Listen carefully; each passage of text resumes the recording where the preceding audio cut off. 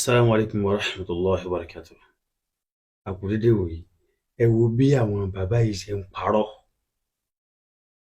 Ẹ rí i pé ọdún yẹn tóbi àbí àgbàlagbà ń parọ́ nítorí pé odidi kọ́ńtírì kan tó tóbi àti àwọn àgbàlagbà fáńbẹ́ tí wọ́n ju àwọn náà lọ, tí wọ́n bí ọ̀pọ̀lọpọ̀ tó bí àwọn náà lọ́mọ tó bí àwọn tó jù wọ́n lọ lọ́mọ. Wọ́n kó ogun wọn pọ̀, wọ́n sì parọ́ mọ́ wọn. Lọ́fà tí mo lọ pé ní àwọn báyìí ń parọ́ nítorí àsọdùn, nítorí àwíjàre. Ẹ̀wọ̀n gbọ́n tán fẹ́ sọ. Bismillah.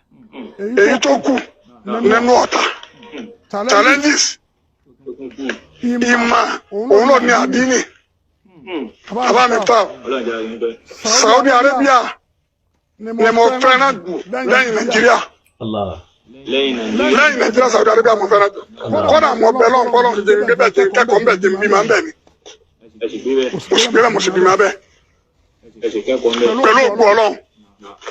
Kí ni mo fẹ́ lò ń bẹ̀ àbá mi ta ni pé ibi tí wọ́n dá àmọ́ bí tó kù díẹ̀ káàtó sí òǹsòríyà yìí wà. Kí ni òǹsòríyà tó wà tribalism? Tribalism kò sí ìlú tí ò sí, ọ̀pọ̀ jù àwọn lọ ni. Àkọ́kọ́ ń tọkùnrin kan ní alisọ̀bù ní fẹ́fẹ́ púpọ̀ jù. Alisọ̀bù ó ṣe sọ́fọ́tù tàfàṣìrì. Gbogbo ayé wa mú tafsiri, gbogbo ayé gba tafsiri. Abẹ́gẹ́tì gbogbo ayé wọ́n gba tafsiri. Nígbà tó kìkì bá tafsiri yìí dé, wọ́n bá lọ sọ bìkẹ́tọ̀ takò àkídà ẹ má pè má. Nígbà tó tíra fẹ́ gbajúmọ̀. Ní Saudi náà. Ìmọ̀ tí wọn bá ti mà. Àdúró irọ́ tán pa wọ́n Saudi nìyẹn.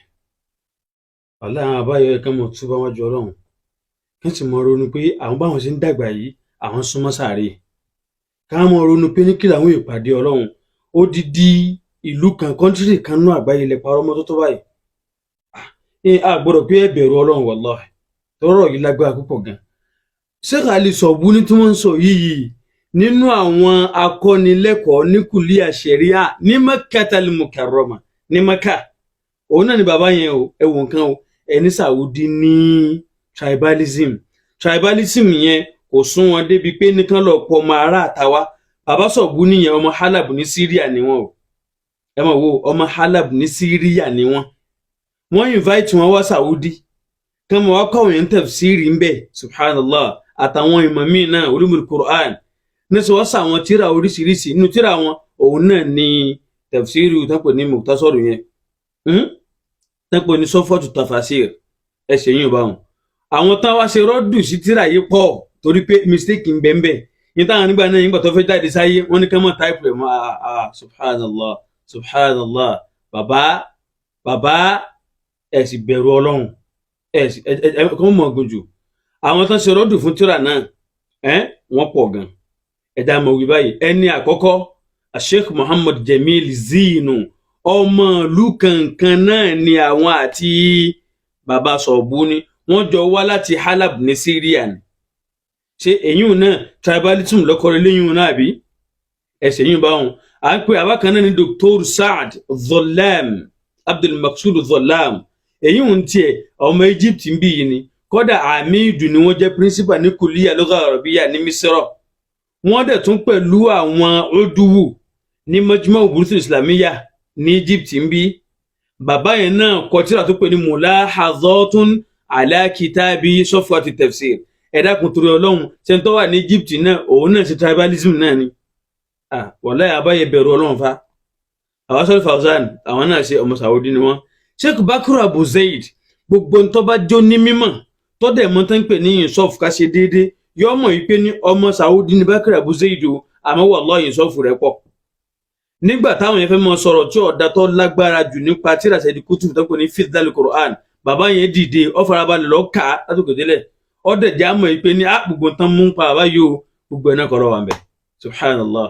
Ẹ mọ̀ wo Bakr Abu Zaid ọwọ́ sàwọn ọ̀rọ̀ kan ó ní sọ́fọ̀ tafsiri yìí ó ní tá a wá pè ní èyí tó dáa ju ẹ̀sà àwọn tàfàṣírì tó kù ó ní tagrirun wa talbis ìtanijẹ́ àti ìdọ̀rọ̀rú ni torí pé ní àwọn tán kó jọ sínú rẹ̀ nínú àwọn tafsir Ibn Jarir Tabari Ibn Kathir àwọn sálàfí nìyẹn báwọn tafsiri Zamakhshari tó jẹ́ Mu'tazila ó fi sínú rẹ̀ ẹ̀wọ̀n kan ìròrí Mu'tazila tafsiri Ar-Ridha Ar-Rafidi tó jẹ́ Rafida ó kó òun náà sínú rẹ̀ At-Tabrisi tó jẹ́ Rafida ó kó òun náà sínú rẹ̀ tafsiri Fakhru Razi ó kó sí Ash'ari nù ni tafsiri Sawi Ash'ari ni tó jẹ́ Kuburi Muta'assib àtọ́ máa bọ̀ sáré bàbá Sawi tafsiri wọn náà bẹ́ẹ̀ so bó ṣe wá dá gbé ẹ̀jọ́ lóríṣiríṣi yìí èyí ò bá wọn nínú nǹkan tán mú against yẹn nìyẹn àmọ́ kí ló jáde gẹ́gẹ́ kí ni wọ́n sọ kí ni Saudi sọ Wizaratul Awqaf ní Mamlaka Arabiya Saudiya tán pé wọ́n ní Ministry of Endowment àwọn náà sọ wípé ní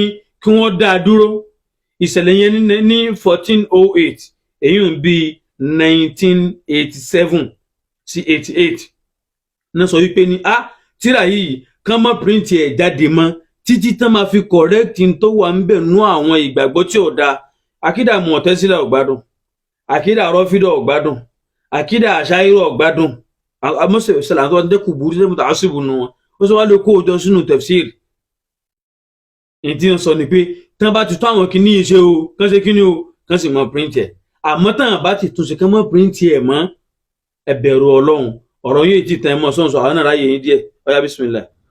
tíárì kò le torí àlùfáàlàkù wà lójú òun le. bàbá o. kìí sọ̀dọ̀ wọn ló ti bẹ̀rẹ̀. bàbá o. àwọn Greek. bàbá o. àwọn Babil mamlakatu Babiliya àwọn náà ti bẹ̀rẹ̀ rẹ̀ lásìkò Namurus ìmọ̀ tó ti pẹ́ ni wọ́n wá lé nílé rẹ̀ tí ọ̀rọ̀ ọ̀run rẹ̀ ni ò jẹ́ kó sí gbogbo kùlìyà àti Saudi àti Jamiu Amadu Saudi nìkan. irọ́ ni kí náà ń pè ní ìmọ̀ falaku wa nujum lọ́dọ̀ àwọn Greek èwo ni falaku wa nujum tí ó wúlò fún wa lọ́dọ̀ wa èwo ni falaku wa nujum tí Sheikh Adam kọ sí tírà àwọn tá à ń kà ní Thanawi bàbá yẹn mọ̀ dọ̀rọ̀ pọ̀ mọ́ ẹ̀ bá bẹ̀rù Ọlọ́run pẹ̀lú nǹkan tẹ́ ń sọ yìí torí àwíjàre ẹ̀sìn parọ́ mọ́ Saudi lẹ́ẹ̀kan sí kó dá báyìí ṣé falaku wa nujum táwọn Abu Mashari Falaki Hayyul Marzuk tí wọ́n kọ ṣerú ẹ̀ ni wọ́n sọ àbí abẹ́ ẹ̀ mọ́ falaku wa nujum táwọn Gíríkì kó sí mi fẹ́fẹ́ lójú wọ́ọ̀dù pé ní Jamiu Amadu Saudi nìkan ló ní irọ́ ni ìkànnì àwọn àfa kọ́lọ́mù bàtà fún wọn Dr. Habibu Adewuyi kọ́lọ́mù bàtà fún wọn mo rí tí wọ́n ṣí ẹ̀kíní ẹ̀ láìpẹ́ yìí èmi náà tún á lọ ṣe ìwádìí àwọn òde Saudi rí àṣìbẹ́ ọlọ́kọ́ lọ́mọ jáde bẹ́ẹ̀ láti lọ kẹ́kọ̀ọ́ ni o tọ́lọ́ bá ṣe náà àwọn náà tún lọ bí ìdílé kọ́lọ́mù sí rọrùn àmọ́ kẹ́kọ̀ọ́ á mọ mú irọ́ ńláńláńlá báyìí subhanallah ẹ̀jẹ̀ lọ Saudi ẹ̀kọ́ mọ̀ ń bẹ̀ wọ́n fún yín ní tẹ́rìbíyà ní ìgbésí ayé lára yín àti ìjẹ́kẹ́jẹ́lẹ́kọ̀ọ́ ẹ̀yin ibi téèyàn bímọ sí ibi téèyàn láìkè ẹ̀jẹ̀ Saudi ní mímọ̀ ẹ̀jẹ̀ Saudi lárísìkí ibẹ̀ níta wàá sọ pa àwọn eléyìí wallahi ẹ bẹ̀rù Ọlọ́run kìí ṣe Jamiu Amadu Saudi nìkan ló ní o Jamiu Amadu Abdulaziz kódà ó pẹ̀lú Jamiu àtàmọ́ntì síwájú ìní máa sọ àwọn details téèyàn bá fẹ́ kọ́ wá gbà Jamiu Amadu Fahad lil petrol wal ma'adin petrol and mineral àwọn náà dégínú àwọn náà ní Jamiu Amadu Abdullahi lil ulum wa taqniya science and technology àwọn náà ní ó di mélòó ó di mẹ́rin Jamiu Amadu Faisal àwọn náà ní Jami'atul Amir Sultan àwọn náà ní subhanallah gbogbo alẹ́ ìta kàálẹ̀ yìí àwọn Jamiu Saudi tí wọ́n nínú wọn ọ̀sẹ̀sẹ̀ ní wọ́n sì ti ní tipẹ́tipẹ́ kódà kẹ́ẹ̀ tó máa pé ẹ ti ẹ̀gbẹ́ Saudi lọ́lọ́ lè kẹ́kọ̀ọ́ ara àwọn tí wọ́n ti ní láti 1979 láti 1960 Jamiu Amadu Saudi ní sí 1968 náà ti ní 1968 yẹn tí lọ Saudi gbà wọn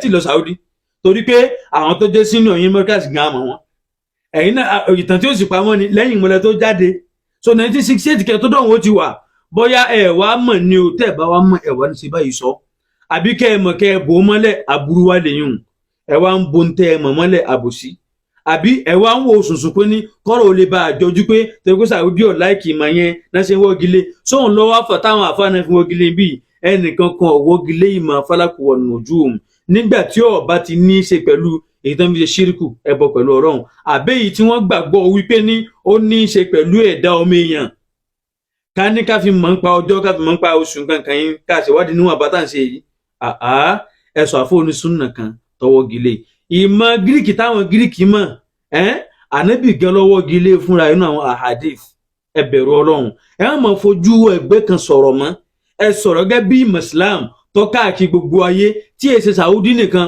tọwọ́ gilé ń tán pè ní astronomy tí Greek mọ̀ ọ̀pọ̀lọpọ̀ rẹ̀ lẹ́sàlẹ̀ islam kì í ṣe pé níbẹ̀ ṣe jùúlẹ̀ òun náà ní Islam ṣe wọ́ gilé náà ẹ dá bẹ̀rù Ọlọ́run kọ́lọ́run ṣàánú wa o mi ní sọ jù báwọn ní play fídíò náà jù báwọn lọ kọ́ bá gùn jù assalamu alaikum wa rahmatullah àmọ́ sọ kótó kí n mọ̀ lọ jàre tí tó bá ṣe pé torí àwíjàre kásá lè bá a pé àwọn ọmọdé ní mẹ́ríkà ṣe ń tán sọ yọ correct náà ẹ fi sọ ọdún kan báyìí ẹ bẹ̀rù Ọlọ́run ẹ bẹ̀rù ìdúró yín wa'lam bi annaka mawqufun ala qadami yawma al-hisabi tara ma yaf'alu Allah nínú tá a dọ́kọ́ nù fàákù sákìtọ̀ ṣàdámù kọ́ àdọ́kọ́ o ẹ̀yìn ti kọ́ kó tó kọ́ bí wà láyé sáwọ́ àmọ́ àdọ́kọ́ lè kí ó gẹ́gẹ́ bí ọmọ mọ̀dìkásí ni wa'lam bi annaka mawqufun ala qadami yawma al-hisabi tara ma yaf'alu Allah ẹjá bẹ̀rù Ọlọ́run gbogbo àwọn ará bíi tẹ́ ń parọ́ mọ́ tẹ́ ń irọ́ ńláńlá irọ́